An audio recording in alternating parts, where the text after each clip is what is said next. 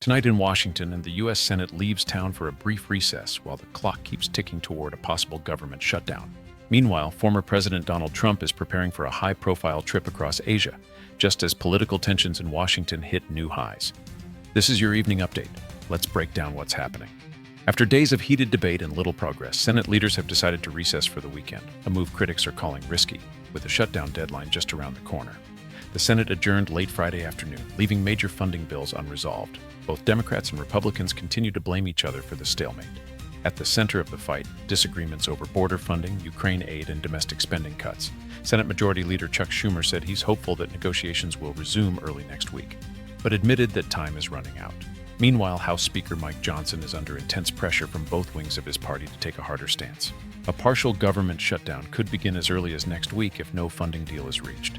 That would mean federal workers could be furloughed, national parks could close, and critical programs could face disruption. Analysts warn that even a short shutdown could rattle markets and slow economic growth. For the White House, the stakes are high. President Biden's team insists Republicans are holding the government hostage to political demands, while conservatives argue the administration refuses to rein in spending. Amid the Washington drama, Donald Trump is turning his focus abroad. The former president is set to depart for a week-long tour of Asia, with planned stops in Japan, South Korea, and the Philippines. His team says the trip is aimed at strengthening trade relations and promoting his vision of a stronger America abroad. But political analysts say the timing of the trip is no coincidence.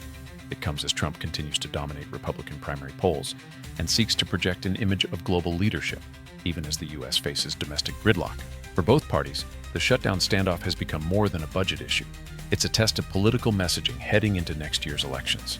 Democrats hope to frame Republicans as chaotic and divided. Republicans argue that they're standing up for fiscal discipline and border security. Public opinion polls show Americans are frustrated, with confidence in Congress hitting new lows. Some independent voters say both sides are playing political games while ordinary families face the consequences. As Washington braces for another week of uncertainty, global attention is shifting. Trump's Asia trip could highlight new trade opportunities, but it may also raise questions about U.S. influence abroad. Meanwhile, back home, the shutdown countdown continues, and the American public is left wondering whether compromise is still possible. This is Echo News, bringing you the facts behind the headlines. Stay tuned for more updates as the Senate prepares to return and the showdown over America's budget enters its final stretch.